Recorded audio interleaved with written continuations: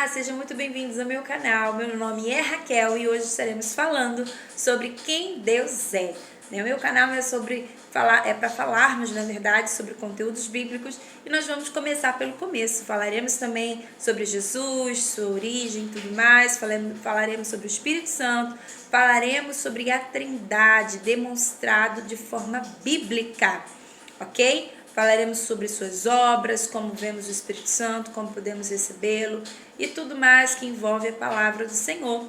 E vamos nos alimentar, vamos nos esquentar com um cafezinho, já fiz o meu, já faço o seu, e vamos aprender a palavra do Senhor. Então, Deus, né? Quem é Deus? Deus, ele é um ser, Deus é o Deus Criador.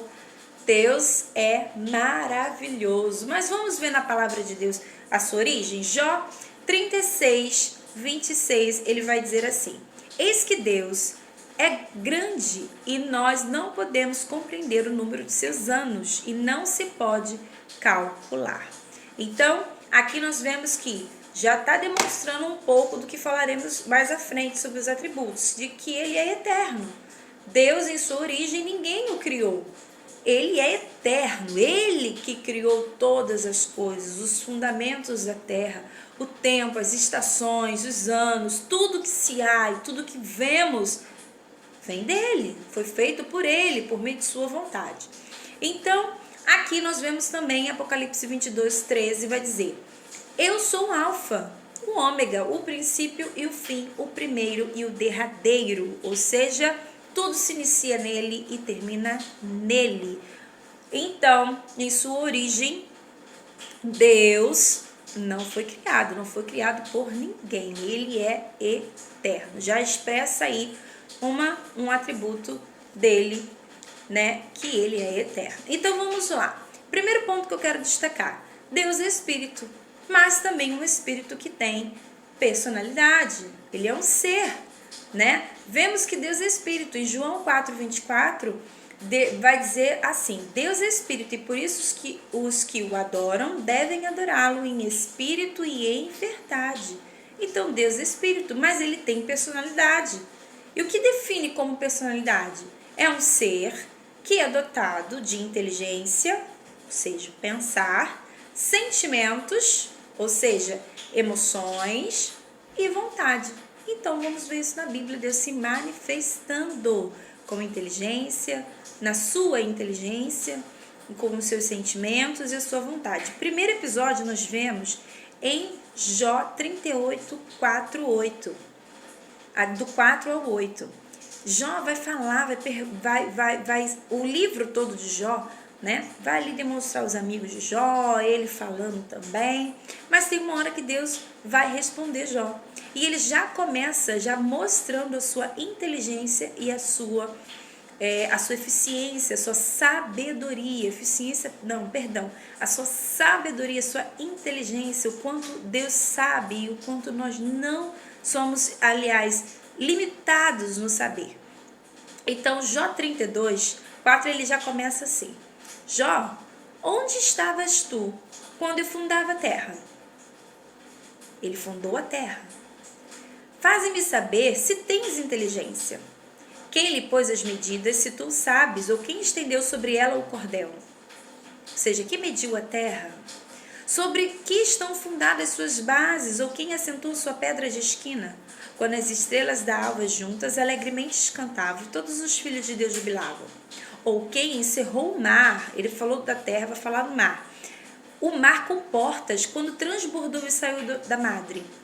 Quando eu pus as nuvens por sua vestidura e a escuridão por envolvedor, aonde você estava, Jó? Quando passei sobre ele o meu decreto, lhe pus portas e ferrolhos e disse: até aqui virás e não mais adiante, e aqui se quebrarão as tuas ondas empoladas. Ou seja, ele vai discorrendo esse capítulo, mas ele já mostra a sabedoria e sua inteligência. Jó, onde eu estava quando eu fiz a terra? Quando eu pus o limite aos mares, onde você estava? Ou seja, Deus mostrando aí a diferença de quanto somos limitados e quanto ele é ilimitado em sabedoria e inteligência. Então, é um ser dotado de inteligência. Sentimentos. Provérbios 6,16 vai dizer assim: estas 6 coisas aborreço e a 7ª eu abomino. Ou seja, Deus tem sentimentos, ele se ira. Ele se ira, Raquel? Ira. Ele se ira contra o pecado, mas ele se ira. Ele tem sentimentos, ele tem alegria, ele tem raiva, ele tem tristeza. Então ele tem todos esses tipos de atributo. O terceiro tipo de atributo que ele tem é a vontade. A palavra de Deus vai dizer: digno é o Senhor de receber glória e honra, porque por tua vontade tudo foi criado. Ou seja, Deus tem vontades plenas. Então, vemos que Deus, primeiro ponto, Deus é Espírito. Vemos sobre a sua personalidade. Agora veremos sobre os seus atributos. Precisamos entender 2 coisas. Temos atributos comunicáveis e atributos incomunicáveis. O que é isso, Raquel? Atributos comunicáveis da sua essência. Só que esses atributos comunicáveis são também morais. Correto? Então precisamos entender quais são eles, Raquel. A santidade é o que ele é em sua essência, mas é o que ele passa, o que ele pode passar para nós, suas características. Características são seus atributos. Então, o que é a santidade, o amor, a bondade, a justiça, a graça. Ele é um Deus gracioso, ele nos dá a graça por meio do seu Filho Jesus Cristo. Nós temos esses atributos de Deus que é transferíveis a nós. E os intransferíveis? Nós vemos também na sua palavra, né? Temos a onipotência, a onisciência, a onipresença e a eternidade. Ah, Raquel, mas o que é isso? A onipotência, detentor de todo poder. Onipresença, né? Onipresença, ele pode estar em todos os lugares, né? A palavra de Deus diz em Romanos 5 que o Espírito Santo é derramado em nossos corações e ele está aqui no meu coração, lá no coração daquele que está na Ásia, daquele que está na África, daquele que está em Roma, né? Então ele pode estar em todos os lugares e todos nós podemos estar participantes de um mesmo Espírito em Deus. Então, aqui é um atributo que, ou seja, a onipotência, ele ser detentor de todo o poder, onipresença, a onisciência, ou seja, detentor de todo conhecimento, sabedoria, inteligência. Vimos agora em Jó, né? Nosso saber, por mais que a gente busque, por mais que a gente leia, por mais que é limitado, não se compara com os pensamentos, a sabedoria e a inteligência de um Deus criador. E ele é eterno. Então, esses atributos, essas características da essência de Deus não é transferível. Não vemos todas as outras pessoas sendo onipresentes, oniscientes, né? Nem onipotentes, porque poder e glória é somente a Deus. Então, o terceiro ponto que eu quero chegar é um ponto muito importante e nós vamos falar sobre a idolatria. Se nós vemos que Deus é o único Deus, se nós vemos que Deus é o Deus criador que fez os céus e a terra, que pôs o limite de todas as coisas, ele é um único Deus. Nós vemos que não existe outro meio, outro caminho. Através do seu filho, em João, nós vemos, através de Jesus, seu filho, ele fala: eu sou a verdade, o caminho e a vida. Quem vê ao Pai vem a mim, né? Então, nós vamos discorrer mais à frente sobre Jesus, vamos falar sobre o seu filho, mas só existe um Deus, um único Deus que deve ser adorado e exaltado. E eu queria ler um texto com vocês. Por quê? Porque tem pessoas que dizem assim: mas eu não adoro outros deuses. Eu tenho algumas imagens, né, referidas de pessoas que eu admiro, mas a Bíblia, a palavra de Deus, né, que não é um livro qualquer, é um livro atemporal, é um livro muito, como eu vou dizer, presente na nossa geração. Ah, Raquel, mas muita história, 2000 anos atrás, muita coisa, o evangelho é velho, o evangelho é antigo, nada disso. Porque todas as questões que se tratam na Bíblia são questões morais, são questões comportamentais. E aonde existe um ser humano, a Bíblia está se enquadrando. Então, ela é muito presente. E aqui tem algumas pessoas que falam justamente sobre isso. E eu gostaria de relatar aqui. Salmos 115, Davi vai dizer assim: por que dirão as nações? Onde está o seu Deus? Nós entendemos, nós que somos cristãos evangélicos, nós não temos um formato de um Deus.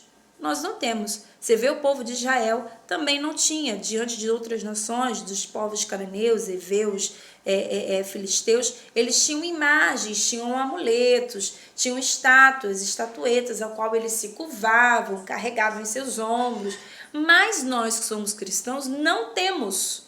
E, inclusive, quando o povo de Israel foi levantar um bezerro de ouro, Deus ficou irado, tá? E queria exterminar a nação com a qual ele tirou do Egito, com a qual ele limpou da idolatria, tirou da escravidão, limpou completamente ele. E aí o povo vai lá, se volta novamente para a idolatria. Deus fica muito irado com essa questão, com o bezerro de ouro, com essa estátua que representava um deus pagão.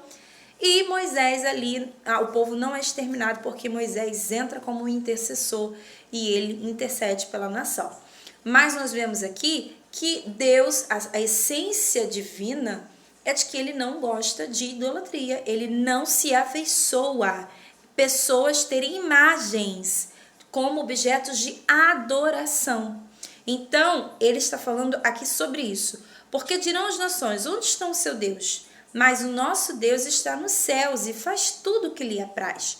Os ídolos deles são prata e ouro, obras de mãos dos homens, têm boca, mas não falam, têm olhos, mas não veem, têm ouvidos, mas não ouvem, nariz têm, mas não cheiram, e tornam-se semelhante a eles.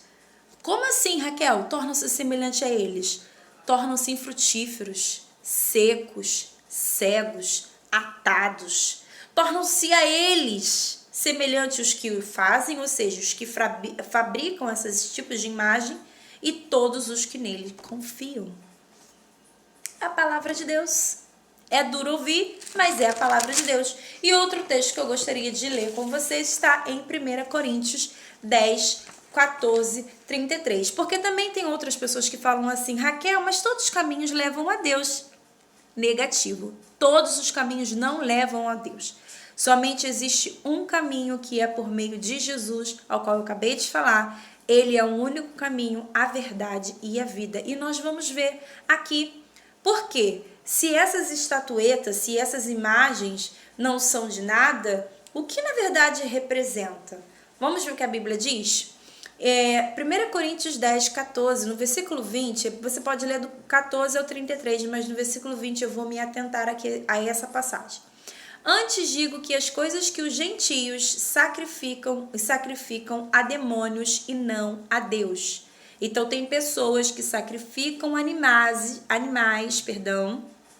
a deuses de estatuetas e estão dizendo que mesmo assim, podendo fazer esse tipo de ato, está fazendo a Deus, porque todos os caminhos levam a Deus. Então aqui a gente já entende que não, porque ele diz, é aos demônios, não a Deus. E não quero que sejais participantes com os demônios. Não podeis beber o cálice do Senhor e o cálice dos demônios. Não podeis ser participantes da mesa do Senhor e da mesa dos demônios. E eu finalizo com Salmos 18, 31. O Senhor é o único Deus. Então, a Bíblia ela deixa bem claro. Também tem aqueles que querem adorar certos tipos de imagens, adorar ou se curvar, ou carregar, ou venerar, ou louvar certos tipos de imagens, certos tipos de pessoas outroras, né? E antigas, e fazem isso e querem também servir ao Senhor, e não dá. Ele diz, não tem como você participar do cálice do Senhor e da mesa, não tem como participar da mesa do Senhor, e da mesa dos demônios. É um só. Ou você escolhe um, ou você escolhe o outro. E Deus é o único Deus, é o único e verdadeiro Deus. Ah, Raquel, mas são outros deuses. Eu tenho Deus para minha finança, eu tenho Deus para o meu sentimento, eu tenho Deus para minha área, a minha área profissional. Não. Não, não, não, não. Minha filha, simplifica. Meu filho e minha filha, simplifica. É um Deus só. É um Deus que tudo.